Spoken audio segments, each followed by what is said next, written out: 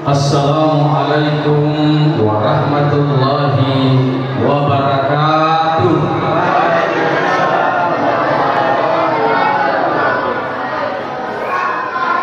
Alhamdulillahi rabbil alamin. Wa bihi nasta'in wa ala umuri dunya waddin. Asyhadu an la ilaha illallah wahdahu la syarika lah wa asyhadu anna Muhammadan abduhu wa rasuluh. Allahumma salli wa sallim wa barik ala sayyidina Muhammad wa ala alihi wa sahbihi rasulillahi ajma'in. Rabbi shrah li sadri wa yassir li amri wahlul 'uqdatam min lisani yafqahu qawli. Subhanaka la ilma lana illa ma 'allamtana innaka antal alimul hakim. Sadaqallahul azim.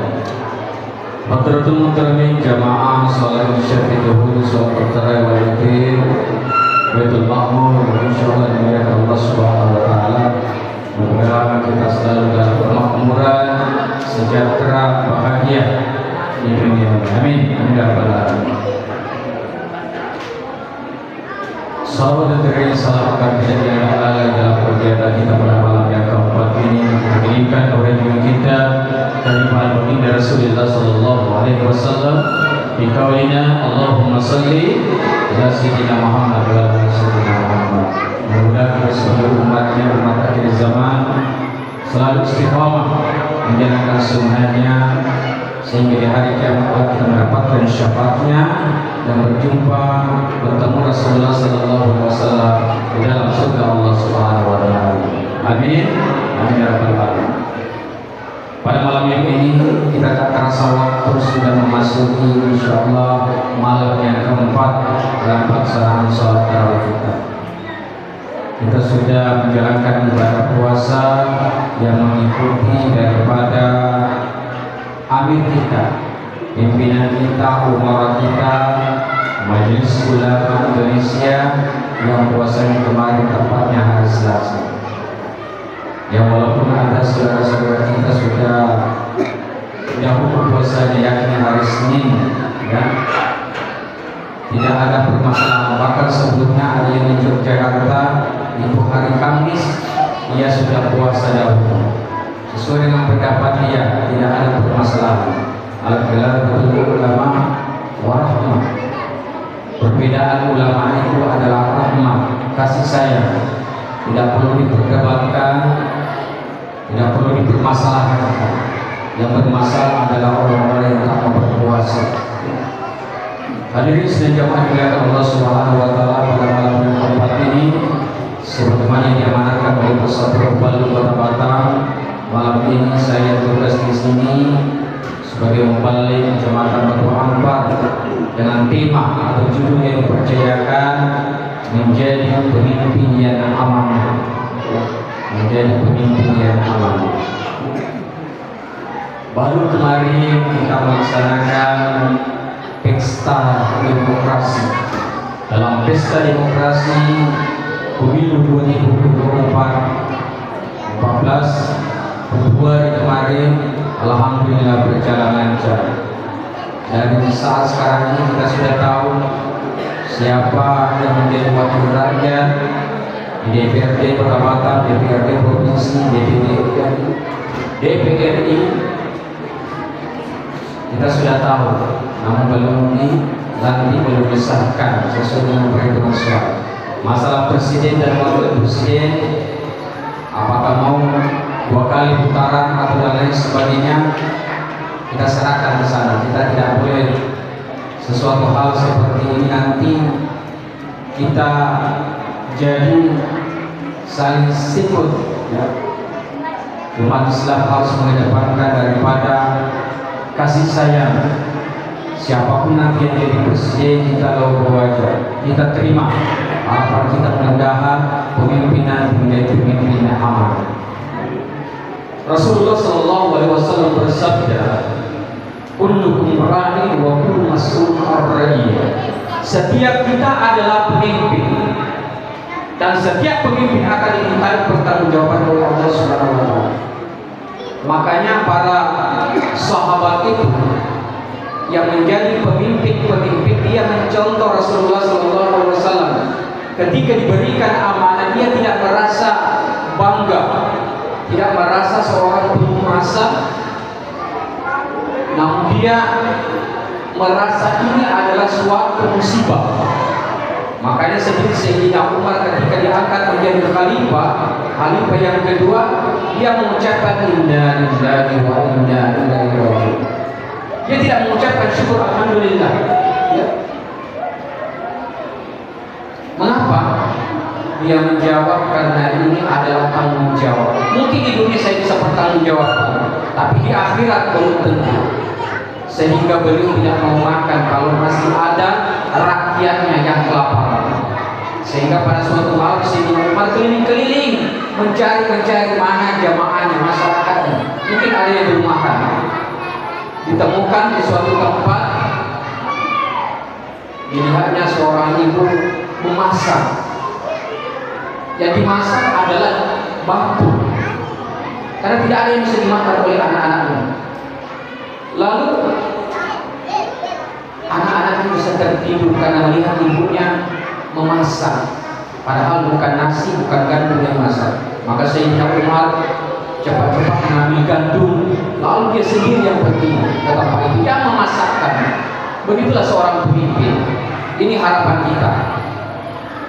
Inna Allah ya'muru an tu'addu al-amanati ila ahliha. Allah Subhanahu wa ta'ala menjelaskan kepada kita bahwa sesungguhnya ketika memutuskan sesuatu harus bagaimana adil, amanah. Amanah itu artinya dapat dipercaya, kebalikan daripada khianat. Hari ini, zaman ini, banyak pemimpin-pemimpin kita sudah berkhianat, dan kita tidak juga bisa mempersalahkan kepada dia, karena pada waktu pemilu kita mencoblos dia karena mengenai politik, mungkin karena uang. Kemudian tempat ini tidak ada mengenai politik, kita dikasih uang 100.000, 200.000, 300.000, baru kita mencoblos dia. Dan ketika dia melakukan sesuatu kesalahan nanti, maka kita juga menanggung dosanya. Ini bulan Ramadan, cepat-cepat kita istighfar, minta pengampunan kepada Allah Subhanahu wa ta'ala. Mudah tidak ulang lagi ketika kita melakukan hal seperti itu. Karena pilihan kita harus betul-betul ikhlas, karena semuanya harus dipertanggungjawabkan. Karena pada hakikatnya yang dimuliakan Allah Subhanahu wa ta'ala, kita ini semuanya pemimpin. Di dalam rumah tangga pemimpinnya adalah seorang bapak suami.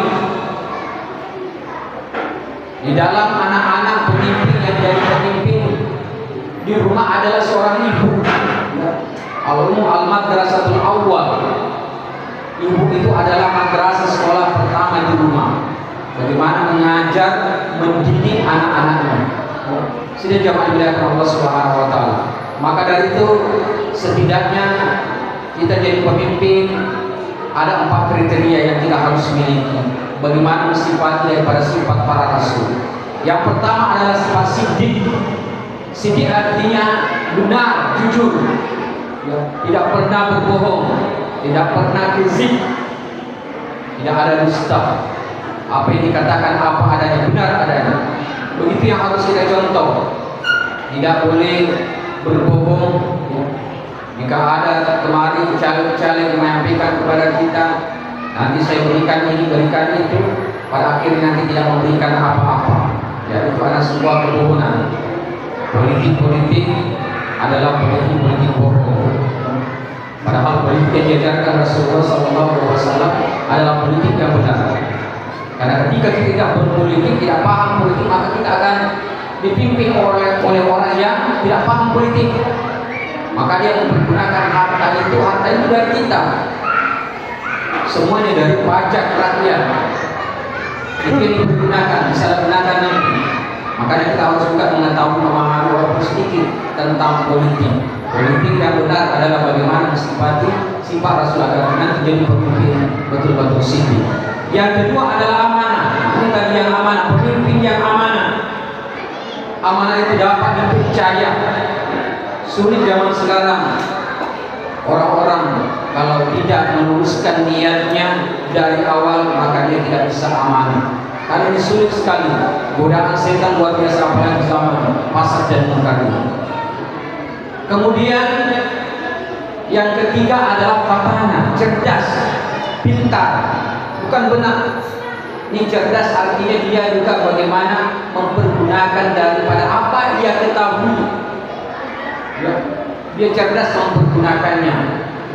Makanya orang Indonesia tidak takut tinggal orang-orang pintar sebenarnya, tapi adalah orang-orang benar, cerdas dia, memiliki sesuatu pemikiran yang baik, sebagaimana pemikiran Luqmanul Hakim.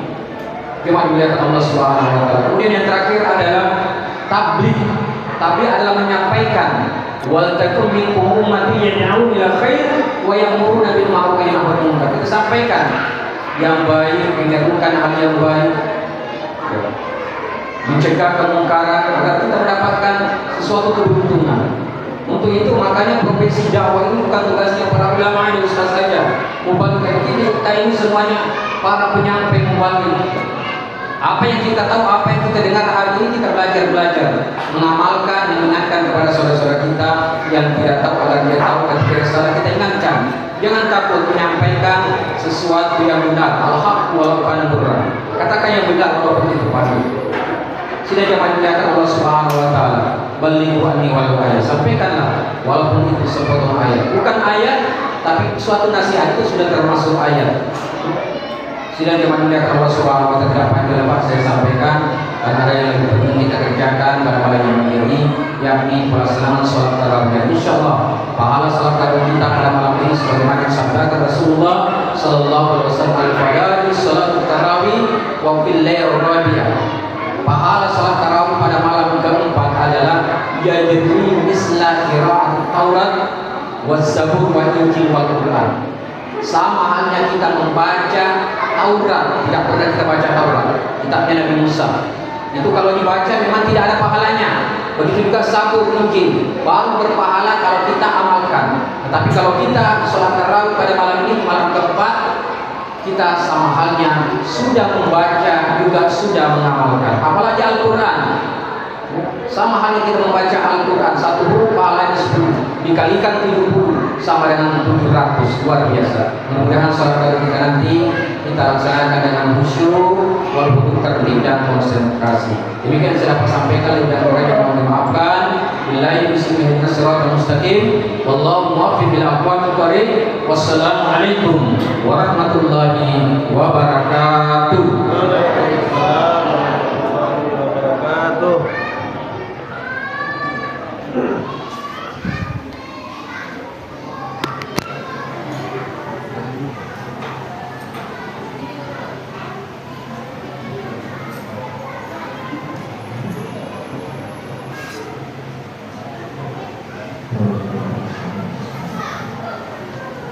سبحان الملك المعبود